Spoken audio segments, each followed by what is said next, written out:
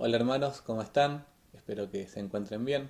Es un privilegio para mí estar compartiendo nuevamente con ustedes la palabra de Dios. Como ya saben, desde hace un par de domingos retomamos el estudio de los Hechos, así que ahora vamos a seguir justamente con Hechos. Estamos en el capítulo 13. Gustavo el domingo pasado ya arrancó con este capítulo, y con este capítulo arranca también una nueva sección del libro de los Hechos. Eh, Hasta el capítulo 12 inclusive, el actor principal, por así decirlo, de este libro, el personaje principal, era el apóstol Pedro. Con él ocurrió el gran discurso ahí al comienzo de la iglesia, en Pentecostés, donde miles se convirtieron, y a partir del capítulo 1-2, Pedro toma protagonismo, pero ahora en el capítulo 13 ya Pedro pasa a una segunda, a un papel secundario, y el que toma ahora el rol principal en el libro de los Hechos es el apóstol Pablo. De ahora hasta el final, todos los capítulos van a estar hablando del ministerio de Pablo, de quien era Saulo de Tarso y recibió a Cristo. Ahora es Pablo, y el domingo pasado vimos cómo fueron encomendados él y Bernabé a una obra misionera por la iglesia de Antioquía. El versículo 13, que fue el último versículo que tocó Gustavo el domingo pasado, dice: habiendo zarpado de Pafos, Pablo y sus compañeros arribaron a Pergue de Panfilia, pero Juan, apartándose de ellos, volvió a Jerusalén. Ahí vemos que Juan Marcos los había acompañado, pero a partir de este punto Marcos decide volver a Jerusalén y continúan solo Pablo y Bernabé con el viaje misionero. Y el pasaje que tenemos hoy es Hechos capítulo 13, versículos 14 hasta el 43. Versión bastante extensa, así que la vamos a ir tomando medio por arriba nomás, varios versículos. Versículos 14, vamos a empezar con la lectura, dice: ellos, pasando de Pergue, llegaron a Antioquía de Pisidia y entraron en la sinagoga un día de reposo y se sentaron. Y después de la lectura de la ley y de los profetas, los principales de la sinagoga mandaron a decirles: varones hermanos, si tenéis alguna palabra de exhortación para el pueblo, hablad. Ponemos un puntito ahí. Bueno, a esta Antioquía donde llegaron no era la Antioquía de donde salieron, obviamente. Es otra ciudad con el mismo nombre, pero distinta a la Antioquía donde habían sido encomendados. Dice que llegaron a aquel lugar, llegaron a la sinagoga. Era costumbre de Pablo, siempre que llegaba a un lugar, ir primero a la sinagoga a hablar con los judíos de aquel lugar. Entonces lo que hace, esta vez también no es la excepción, entra a la sinagoga y espera a que el principal de la sinagoga les dé la palabra. Me gusta la actitud de humildad de Pablo. No entró prepotente al lugar como diciendo: yo tengo la verdad, escúchenme. Esperó pacientemente a que se le dé la oportunidad de hablar. Y se le dijo: varones hermanos, si tenés alguna palabra de exhortación para el pueblo, hablad. Ahora, voy a sacar una aplicación de este versículo, por ahí un poquito sacada de contexto, pero me gusta la frase. La frase: si tenéis alguna palabra de exhortación para el pueblo, hablad. Y quiero aplicar esta frase un poquito a nosotros, especialmente por ahí a los varones de la iglesia, que están ya hace más tiempo, que tienen por ahí un poco más de conocimiento bíblico, un poco más de habilidad por ahí para compartir la palabra. Y tenemos varios hermanos hacia la iglesia. Sería bueno, y lo dejo como un desafío, que utilicen distintas formas de usar la palabra para hablar al pueblo de Dios, para hablar a los hermanos. Tenemos un grupo de WhatsApp que yo sé que muchos comparten videitos o cosas o prédicas por ahí que ven en internet. Sería bueno por ahí que salga de uno, por ahí compartir un versículo. Miren, estuve leyendo este versículo en el devocional, me gustó por esto, y compartirlo y animarnos unos a otros. Eso es exhortarse, es usar la palabra de Dios para animarse, para traer una palabra de aliento. Yo creo que todos lo necesitamos y tenemos muchos hermanos muy capaces en la iglesia, capaz de alentarse unos a otros con la Biblia. Entonces, si tienen alguna palabra de ánimo, no se la callen, no esperen a que les toque por ahí la prédica del domingo, del miércoles, para poder compartir la palabra con los hermanos. Anímense a hacerlo durante la semana. Dije grupo de WhatsApp, pero puede ser de cualquier forma. Ya sé que hoy muchos no nos estamos encontrando entre nosotros, pero cuando vas a visitar a un hermano o cuando te juntás con alguien, poder compartir la palabra es importante. Vamos a seguir con la lectura. Dice entonces Pablo, levantándose, hecha señal de silencio con la mano, dijo: varones israelitas y los que teméis a Dios, oíd. O sea, se está refiriendo a quienes son judíos de nacimiento y quienes son simpatizantes también con el judaísmo, ya sean prosélitos a la religión judía o otras personas que se juntaban ahí para escuchar la palabra de Dios. Versículo 17. El Dios de este pueblo de Israel escogió a nuestros padres y enalteció al pueblo, siendo ellos extranjeros en tierra de Egipto, y con brazo levantado los sacó de ella. Y por un tiempo, como de 40 años, los soportó en el desierto. Y habiendo destruido 7 naciones en tierra de Canaán, les dio en herencia su territorio. Después, como por 450 años, les dio jueces hasta el profeta Samuel. Luego pidieron rey, y Dios les dio a Saúl, hijo de Cis, varón de la tribu de Benjamín, por 40 años. Quitado éste, les dio por rey a David, de quien dio también testimonio diciendo: he hallado a David, hijo de Isaí, varón conforme a mi corazón, quien hará todo lo que yo quiero. De la descendencia de éste, y conforme a la promesa, Dios levantó a Jesús por Salvador de Israel. Hasta acá nomás, una observación. Pablo va a citar a distintos testigos que tuvo el pueblo de Israel, distintas voces que Dios, o distintas formas que Dios usaba para hablarles. Y empieza citando el Antiguo Testamento, empieza citando las Escrituras. Y el primer testigo de Cristo es la Biblia misma, es la Escritura. Y por eso Pablo usa esta estrategia de empezar por el Antiguo Testamento. Jesús mismo dijo en Juan 5:39: escudriñad las Escrituras, porque a vosotros os parece que en ellas tenéis la vida eterna, y ellas son las que dan testimonio de mí. Todo el Antiguo Testamento, cada cosa que pasó, cada aspecto por ahí de la ley que Dios dio, cada elemento del tabernáculo, un montón de cosas en el Antiguo Testamento apuntan a Cristo, y Pablo lo sabía, por eso empieza relatando por la historia del pueblo de Israel. Lo mismo hizo Pedro en una ocasión predicando, lo mismo hizo Esteban en su defensa, y ahora va a hacer esto Pablo. Pablo les muestra cómo las Escrituras dan testimonio de Cristo. Después dice, versículo 24: antes de su venida, predicó Juan el bautismo de arrepentimiento a todo el pueblo de Israel. Mas cuando Juan terminaba su carrera, dijo: ¿quién pensás que soy? No soy yo él, es decir, no soy yo el Mesías. Mas he aquí, viene tras mí uno de quien no soy digno de desatar el calzado de los pies. Acá había otro testigo más.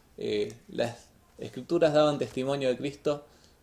Juan el Bautista, citado acá por Pablo, dice que vino a dar testimonio de Cristo, y él dijo que inmediatamente después de él vendría aquel de quien él no era digno de desatar ni siquiera las correas de sus calzados.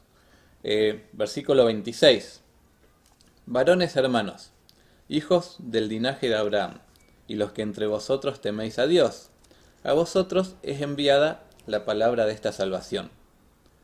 porque los habitantes de Jerusalén y sus gobernantes, no conociendo a Jesús ni las palabras de los profetas que se leen todos los días de reposo, las cumplieron al condenarle. Y sin hallar en él causa digna de muerte, pidieron a Pilato que se le matase. Y habiendo cumplido todas las cosas que de él estaban escritas, quitándolo del madero, lo pusieron en el sepulcro. Acá finalmente viene Cristo mismo, y Cristo mismo demostró por sus obras, por su palabra, ser el Mesías, ser el Hijo de Dios, y él también lo rechazaron.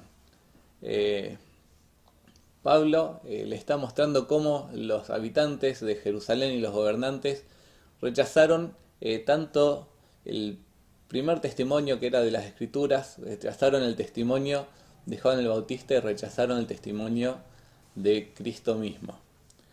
Dice versículo 27 que los habitantes de Jerusalén y sus gobernantes no conociendo a Jesús.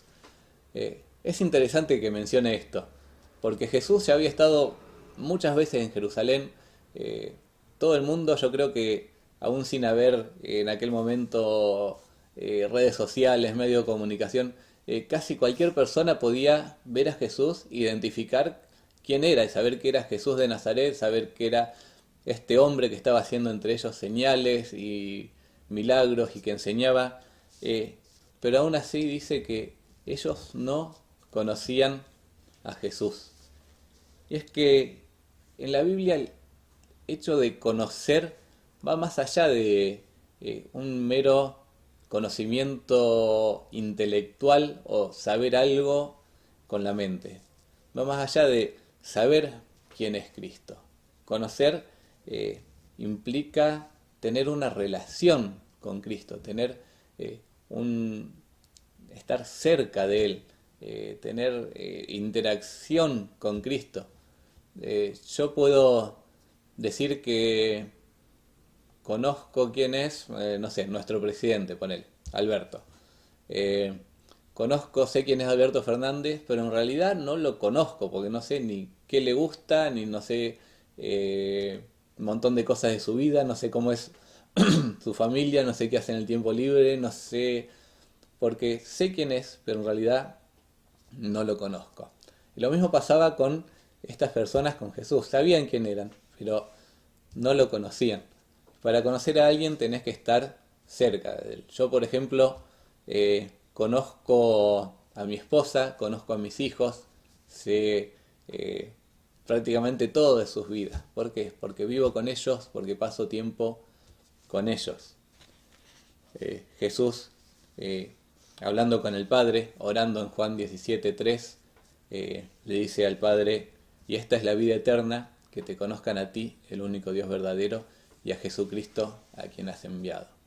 El conocer a Dios va a llevarnos a tener tal relación con Él que el resultado de eso va a ser la vida eterna. No puedo conocer a Dios sin tener fe en Él, sin tenerlo en mi vida. Por eso dice que los habitantes de Jerusalén no conocieron a Cristo.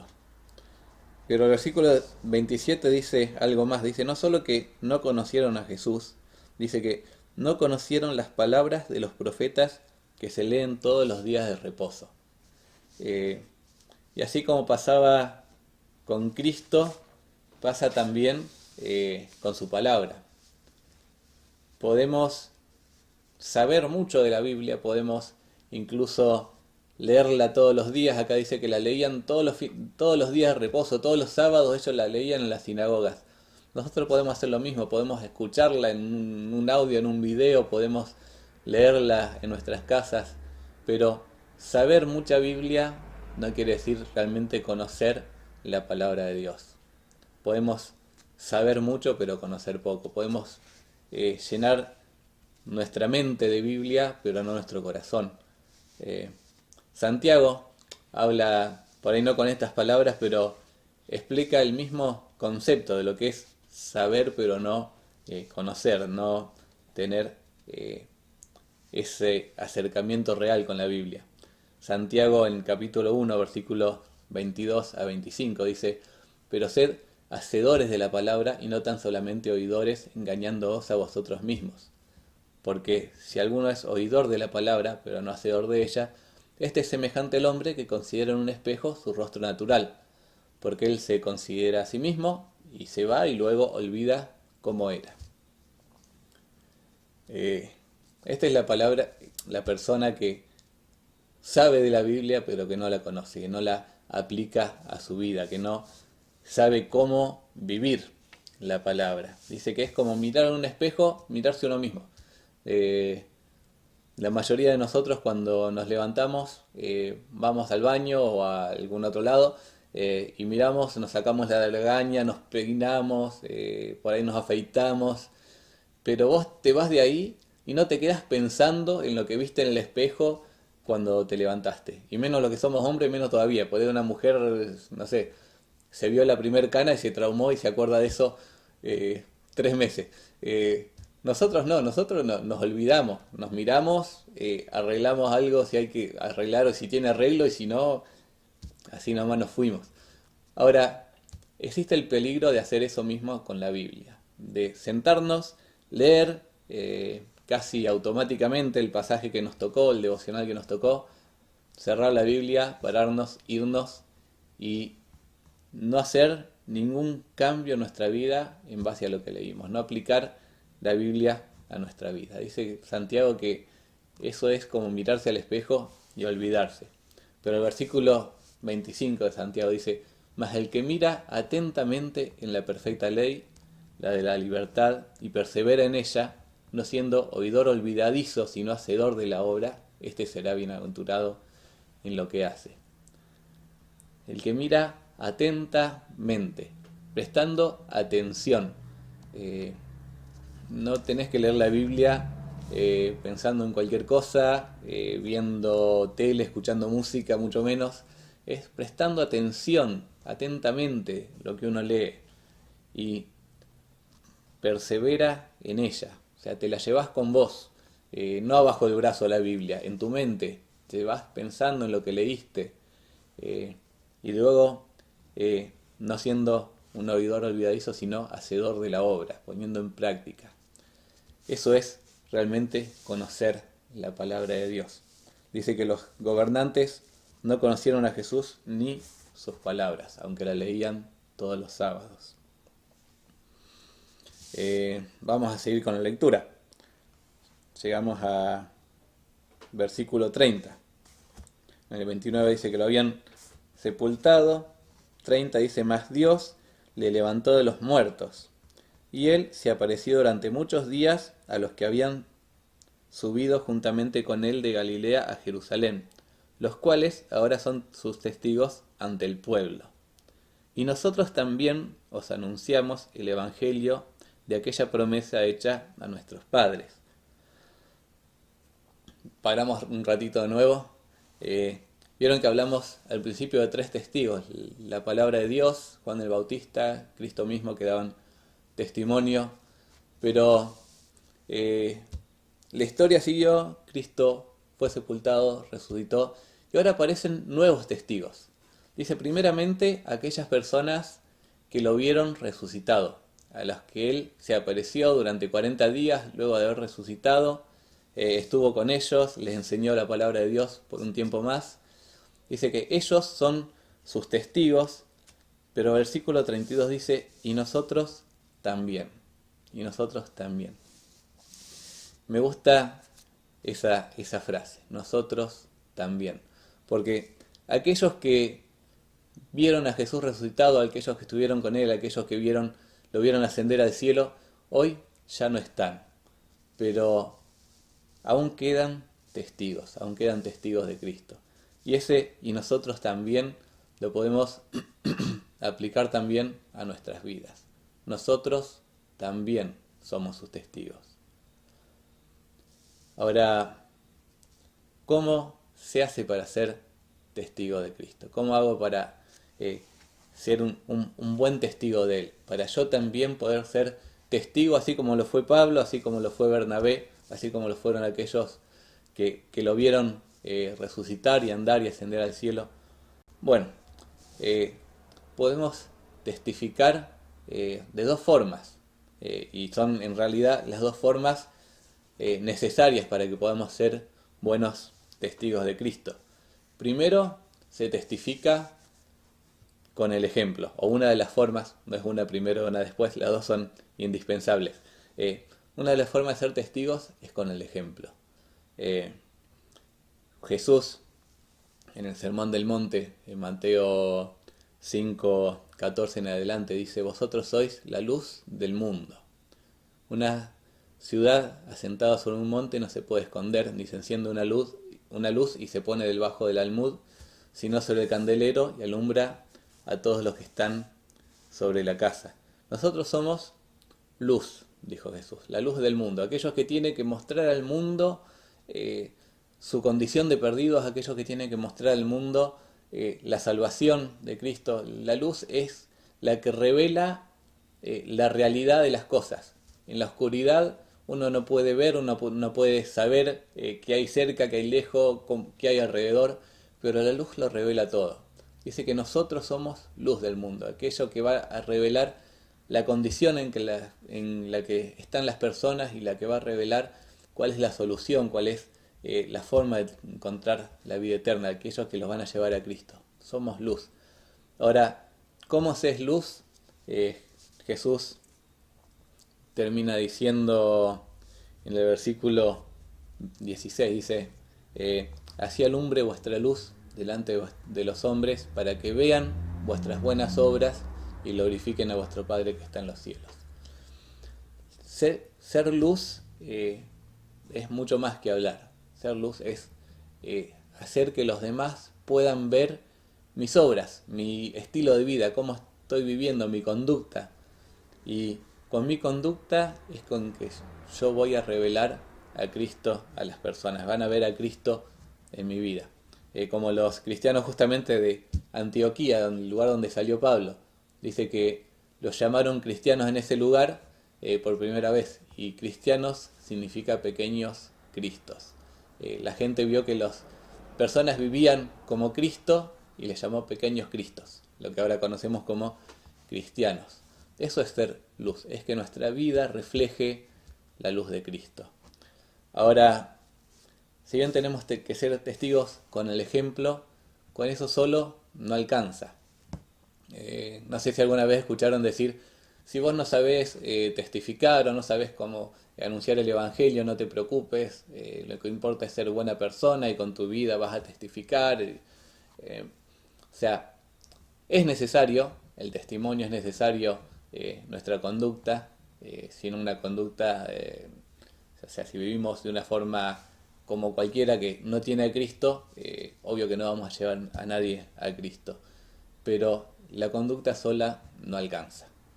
El que seas buena persona, el que vivas todo como Dios quiere, no alcanza para que los demás conozcan a Cristo. También son necesarias las palabras. Si no, miren lo que dice Romanos 10:14.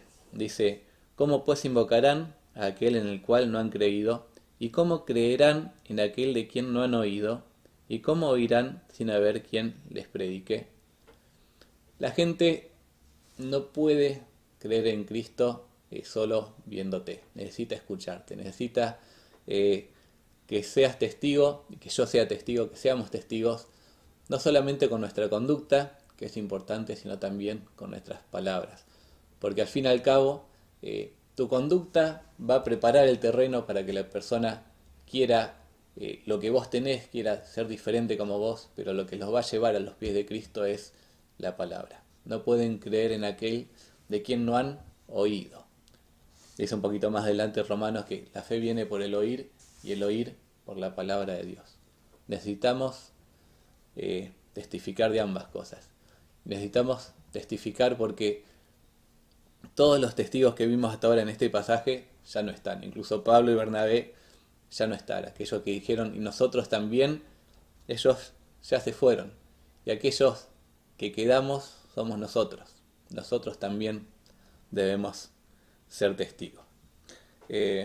Continuando ya el pasaje un poco más rápido, el tiempo se va. Dice, bueno, leemos otra vez el versículo 32. Y nosotros también os anunciamos el evangelio de aquella promesa hecha a nuestros padres, la cual Dios ha cumplido a los hijos de ellos, a nosotros, resucitando a Jesús, como está escrito también en el Salmo 2: Mi hijo eres tú, yo te he engendrado hoy. Y en cuanto a que le levantó de los muertos para nunca más volver a corrupción, lo dijo así: Os daré las misericordias fieles a David. Por eso, también dice en otro salmo: No permitirás que tu santo vea corrupción. Porque a la verdad David, habiendo servido a su propia generación según la voluntad de Dios, durmió y fue reunido con sus padres y vio corrupción. Mas aquel a quien Dios levantó no vio corrupción. Sabed, pues, esto, varones hermanos, que por medio de él se os anuncia perdón de pecados, y que de todo aquello que por la ley de Moisés no pudisteis ser justificados, en él es justificado todo aquel que cree. Acá Pablo va a dar varios argumentos y pruebas del Antiguo Testamento nuevamente en cuanto a la resurrección de Cristo. Cuando dice que él no vio corrupción, quiere decir que su cuerpo no se corrompió en el sepulcro, tal como había pasado con David. Dice, David sí vio corrupción, o sea, el cuerpo de David terminó corrompiéndose en la tumba, degradándose, pero no así con el cuerpo de Cristo. Él nunca se degradó, nunca vio corrupción, a eso se refiere. Y dice que por medio de él ahora se os anuncia perdón de pecado, y por medio de él es justificado todo aquel que cree. Ese es el mensaje que tenemos que nosotros también llevar al mundo, que solo a través de Cristo, de este Cristo resucitado, tenemos vida eterna y perdón de pecados. Después Pablo va a terminar con una advertencia, dice: mirad, oh menospreciadores, dice: mirad pues, versículo 40, perdón, que no venga sobre vosotros lo que está dicho en los profetas. Mirad, oh menospreciadores, y asombrados, y desapareced, porque yo hago una obra en vuestros días, obra que no creeréis si alguien os la contare. Cuando salieron ellos de la sinagoga de los judíos, los gentiles les rogaron que el siguiente día de reposo les hablasen de estas cosas. Y despedida la congregación, muchos de los judíos y de los prosélitos piadosos siguieron a Pablo y a Bernabé, quienes hablándoles les persuadían a que perseverasen en la gracia de Dios. Les enseñaban a que ahora que habían recibido la gracia de Dios, vivan de acuerdo a esa gracia. Hasta acá nomás es el pasaje que nos tocaba hoy, y creo que la aplicación es bastante clara, ¿no? Ahora nosotros tenemos que ser testigos de esta gracia de Dios. Ahora a nosotros nos pasaron la posta, por así decirlo, de ser los que llevan el mensaje del Evangelio. Que podamos cumplir con esa tarea, y mientras tanto que podamos también perseverar en la vida cristiana viviendo en la gracia que Dios nos ha dado. Espero que la palabra sea de bendición para ustedes como lo fue también para mi vida, y espero también, si es la voluntad de Dios, poder juntarnos y vernos pronto, pero ahora cara a cara. Les mando mis saludos y espero que se encuentren bien. Bendiciones, hermanos.